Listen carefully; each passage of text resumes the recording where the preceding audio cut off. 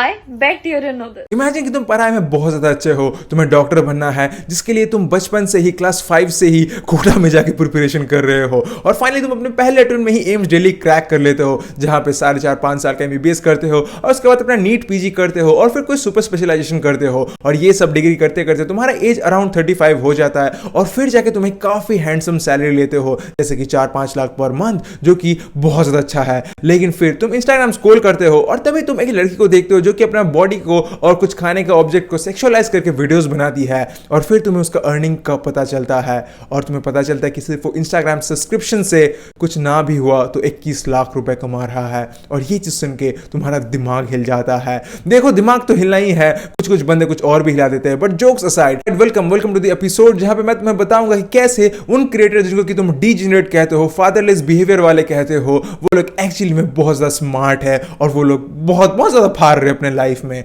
तो चलो शुरू करते हैं एपिसोड को। देखो, लाइफ इज अनफेयर, ये कहावत तुमने बहुत बार सुना है, कई जगह पे सुना है, लेकिन इस चीज को तुम एक्सपीरियंस तब करते हो जब तुम ऐसे क्रिएटर्स को देखते हो जिनके पास ना तो कोई रियल लाइफ स्किल है, ना कोई क्रिएटिविटी है, लेकिन सिर्फ अपने बॉडी को दिखा के वो लोग एक ऐसे फाइनेंशियल पोजीशन पे है जहां पे शायद कोई जॉब करने वाला बंदा कभी ना पहुंच पाए, लाइक लेजिट कभी ना पहुंच पाए। इस वीडियो के लिए मैं जब रिसर्च कर रहा था, मुझे एक लड़की का अकाउंट दिखता है रिसर्च करते वक्त ही, और मैंने जब उस लड़की का अकाउंट खोला, आई वाज शॉक्ड कि उसका पेज एग्जिस्ट भी कैसे कर रहा है, क्योंकि उसके पेज में पूरी तरीके से थर्स्ट ट्रैप से भरा हुआ है। और फिर मैंने उसका स्टोरी चेक किया, जो देख के मेरा हालत खराब हो गया। उसने अपने आप को 1 साल के इंटरवल में ही 2 सुपर बाइक्स गिफ्ट किए थे, 2 सुपर बाइक्स, और लग्जरी बैग्स वगैरह तो मैं रहने ही दे रहा हूं। 2 super bikes, can you imagine Kawasaki के 2 सुपर बाइक्स कितने ज्यादा कॉस्टली होते हैं, और वो सब उसने फर्स्ट हैंड खरीदा है, जो कि क्रेजी है, लाइक लिटरली क्रेजी है। अब तुम ही बताओ कि तुम कौन सा जॉब करोगे जो कि तुम्हें इतना ज्यादा पैसा दे पाएगा, एंड द आंसर इज कोई नहीं दे पाएगा। कोई जॉब तुम्हें इतना ज्यादा पैसा नहीं दे पाएगा इतने कम एज में, इतने कम एक्सपीरियंस के साथ। और इसीलिए मैं कहता हूं कि life is unfair, life is really unfair for दोस्त जो कि एकदम सही रास्ते पर जाके पैसा कमाना चाहते हैं। अब देखो, तुम इनको हेट दे सकते हो और ये कह सकते हो कि लेकिन भाई ये तो अपना बॉडी दिखा के पैसा कमा रहे हैं, ये तो अपना बॉडी बेच के पैसा कमा रहे हैं। लेकिन देखो भाई, आई रियली डोंट थिंक कि ये लोग हेट डिजर्व करते हैं, क्योंकि ये लोग तो एक्चुअली में काफी ज्यादा स्मार्ट है। और मैं इनको स्मार्ट इसीलिए कह रहा हूं क्योंकि इन लोगों को समझ में आ चुका है कि क्या चीज वर्क करता है और क्या नहीं। देखो, अगर तुमने बचपन में एक बार भी इकोनॉमिक्स पढ़ा होगा तो तुम्हें सप्लाई और डिमांड का बेसिक कॉन्सेप्ट तो पता ही होगा। जहां पे डिमांड होता है वहीं पे सप्लाई होता है, अगर डिमांड बढ़ता है तभी जाके सप्लाई भी बढ़ता है। और अगर तुम इंस्टाग्राम में इतने सारे फीमेल क्रिएटर्स को देख रहे हो जो कि ये सब डीजेनरेट कंटेंट बना रहे हैं, तो इसका यही मतलब है कि ये सारे कंटेंट का डिमांड बहुत ज्यादा हाई है। और डिमांड हाई कौन कर रहा है? मेरे और तुम्हारे, नहीं मैं नहीं कर रहा, तुम्हारे जैसे क्रीप लोग कर रहे हैं। मार्केट में ये सब चीज का डिमांड इनसेन है, और ये चीज तुम्हें तब पता लगता है जब तुम इनके फॉलोअर्स चेक करते हो। लिटरली हर एक क्रिएटर का फॉलोअर्स लैक्स में है और कुछ कुछ का तो मिलियंस में है, जो कि बहुत ज्यादा क्रेजी है, क्योंकि यही लड़के फिर जाके कमेंट्स में इनको गाली तक देते हैं, लेकिन फिर यही लोग जाके इनका सब्सक्रिप्शन भी बाय करते हैं। बट एनीवेज, मुझे जितना लगता है कि ये सब वही लड़के हैं जो कि अपने रियल लाइफ में काफी ज्यादा फ्रस्ट्रेटेड है, काफी ज्यादा कॉन एडिक्ट है, जो कि अपने रियल लाइफ में शायद ही कभी किसी लड़की से उनको भाव मिलता होगा और शायद ही वो लोग किसी लड़की से एक नॉर्मल कन्वर्सेशन होल्ड कर पाते होंगे। तो अगर तुम इस चीज के रूट तक जाना चाहोगे तो तुम्हें पता चलेगा कि जितना गलती ये सारी लड़कियां कर रही है ये सब कंटेंट बना के, उससे ज्यादा गलती तो ये लड़के कर रहे हैं जो कि इनको एक्चुअली में पे करते हैं और इनको और ज्यादा मोटिवेट करते हैं कि भाई और बनाओ, मजा आ रहा है, हमको तो मजा आ रहा है। ये सारे लोग काफी ज्यादा डेस्परेट होते हैं, जैसे कि मैंने पहले ही कहा था कि शायद ही ये लोग कभी अपने रियल लाइफ में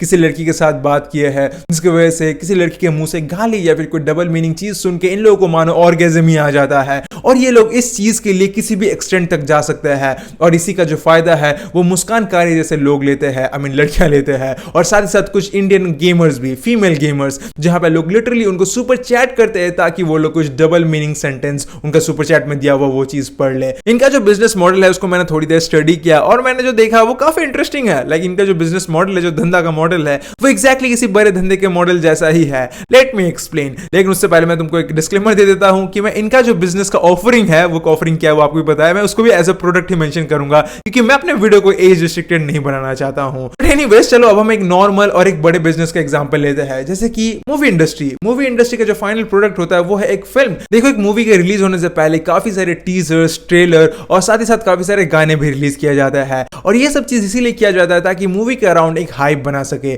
जो ट्रेलर होता है वो हमेशा किसी हुक में जाके ही खत्म हो जाता है, ताकि जो ऑडियंस के दिल में एक्साइटमेंट है वो और ज्यादा बढ़े, जो ऑडियंस के दिल में मिस्ट्री है वो और ज्यादा क्रिएट हो। और इसी वजह से जो ऑडियंस होते हैं वो इतना ज्यादा एक्साइटेड हो जाते हैं, वो इतना ज्यादा इस स्टोरी के साथ रिलेट करने लगते कहते हैं कि वो लोग जब भी मूवी आता है सीधा जाके थिएटर में फर्स्ट डे फर्स्ट शो देख के आ जाता है, पैसा खर्च करके आ जाता है, and boom the movie is a success. और यही सेम फॉर्मूला ये लोग भी अपने वीडियोस में अप्लाई करते हैं। इंस्टाग्राम में वो लोग अपने मेन प्रोडक्ट क्या है वो तो आपको समझ में आ ही गया है। वो लोग अपने मेन प्रोडक्ट को प्रमोट करने के लिए अपने मेन प्रोडक्ट का एक सर्टेन एरिया, एक सर्टेन पोर्शन दिखाते हैं, जिसकी वजह से जो ऑडियंस इस चीज के लिए इंटरेस्टेड है वो लोग तो काफी ज्यादा एक्साइटेड हो जाते हैं, उनको तो मानो मन में लड्डू फूटने लगते हैं, and boom they are all set to throw money just to get a complete glance of their product. और यही चीज होता है जिसकी वजह से ये लोग इतना ज्यादा पैसा कमाते हैं। लाइक तुम एक ट्रेंड नोटिस करना कि ये सारे जितने भी क्रिएटर्स हैं, या तो उनके बायो में तुमको एक लिंक मिलेगा जो कि उनके ही एक पर्सनल वेबसाइट में जाके लीड करेगा, या फिर कोई ओनली फैंस में जाके लीड करेगा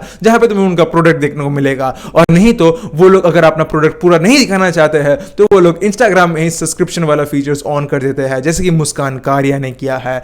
एंड आई गेस अब तुम्हें समझ में आ गया होगा कि ये लोग इतने कम समय में इतना ज्यादा रिच कैसे बन रहे हैं। अब बताओ, है ना ये स्मार्ट? लेकिन अब तुम्हारे दिमाग में एक और क्वेश्चन आ सकता है कि भाई चलो मैं मान लिया कि ये लोग फाइनेंशियली काफी अच्छे पोजीशन में है, ये लोग काफी ज्यादा स्मार्ट है, लेकिन इनका इज्जत का क्या, इनके फ्यूचर में क्या होने वाला है? देखो इसके रिप्लाई में मैं बस यही कहूंगा कि अगर इनको सच्ची में इतना ज्यादा चिंता था अपने रेपुटेशन, अपने फ्यूचर के लिए, तो ये लोग कभी इस चीज को स्टार्ट ही नहीं करते। अब देखो ये कोई रेड लाइट एरिया तो है नहीं कि यहाँ पे किसी को ट्रैफिक करके लाया गया है या फिर किसी को किडनैप करके लाया गया है और वो अपने मन के वगैर जो कर रही है वो कर रही है। ये सब काफी डिसेंट फैमिली से बिलोंग करते हैं और ये लोग ये सारे चीज इसीलिए कर रहे हैं ताकि वो लोग एक मोटा कैश कमा पाए। That's it. ये सारे लोग अपने कंसेंट से वीडियोस बना रहे हैं, कोई इनको फोर्स नहीं कर रहा है। तो आई डोंट थिंक कि ये चीज उनके लिए अप्लाई करता है। वो लोग अपना लाइफ खुद डिसाइड कर लेंगे, जैसे कि वो लोग इस चीज को डिसाइड कर रहे हैं। और वैसे भी जहां पे मोटा पैसा होता है वहां पे नियत बहुत जल्दी ही फिसल जाता है। तुम एग्जाम्पल के तौर पर यूएसए या फिर कोई और वेस्टर्न कंट्री को ले लो जहां पे ओनली फैंस का बहुत ज्यादा बोलबाला है। Like only fans is the new normal for them. जहां पे माँ बेटी एक साथ ओनली फैंस में कंटेंट बना रही है, जहां पे एक बहन अपने भाई को मिल कर रही है कंटेंट के लिए, जहां पे हस्बैंड वाइफ दोनों एक साथ कंटेंट बना रहे हैं। और ये सारा चीज काफी ज्यादा नॉर्मल हो चुका है। और तुम्हें तो शायद ये फिनोमेना के बारे में पता ही होगा कि जो चीज यूएस में पॉपुलर होता है 5-10 साल बाद वो इंडिया में भी पॉपुलर होता है। तो अगर 5-10 साल बाद तुम्हारा क्लास का रिया भी अपना ओनली फैंस स्टार्ट कर दे या फिर तुम खुद अपना ओनली फैंस स्टार्ट कर दो तो सरप्राइज मत होना। अब देखो, अगर तुमने इतना तक वीडियो देख लिया है तो तुम्हारे दिमाग में ये थॉट तो आ रहा होगा कि भाई फिर सोल्यूशन क्या है, इन सब चीजों को कैसे रोका जाए, इन सब चीजों से कैसे बचा जाए। देखो, कैसे रोका जाए उसका सोल्यूशन तो मैं नहीं दे सकता, वो काफी कॉम्प्लिकेटेड है। लेकिन तुम ऑन अ पर्सनल लेवल कैसे बच सकते हो उसके बारे में मैं जरूर से बता सकता हूं। देखो, अगर तुम एक लड़के हो तो सबसे पहले तो अपने थरक को थोड़ा सा साइड में रख दो, उसको डस्टबिन में गिरा दो।